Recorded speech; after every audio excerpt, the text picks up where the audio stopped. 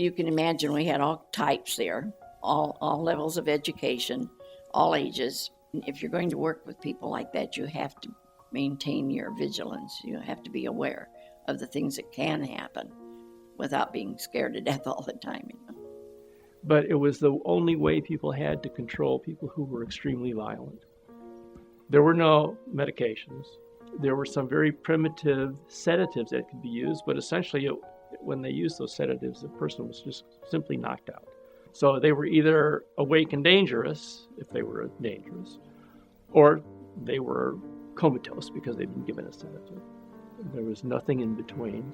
The most severely mentally ill people, of course, were just about impossible to handle.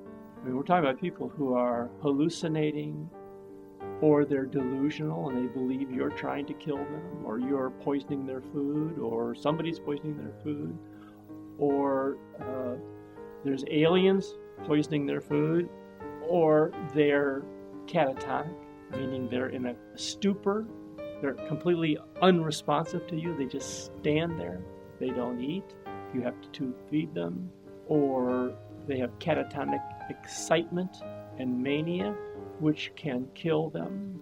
This was a big problem, a very big problem before medications.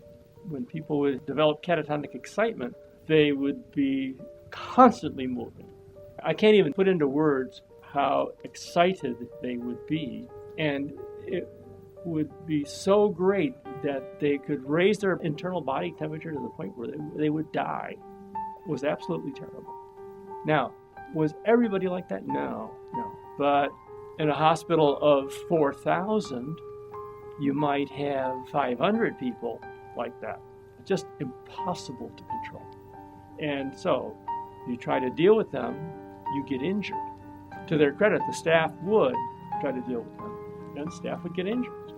And the reason you don't see it today is not that it couldn't happen, but when people become psychotic, they get taken to a hospital, and they get medications right away. Now, I'm talking about before there were medications. Prior to the mid-1950s, it was a very different ballgame. Not a game at all. We did things at Peoria State. We provided activities. We had parties. We played games. People would come, they would participate, and they seemed to enjoy it, and they seemed to get better. At Galesburg, when I went there, they were more progressive. We had to write a prescription as to why we had the patient involved with the activities and what we wanted to accomplish, what our goals were, what our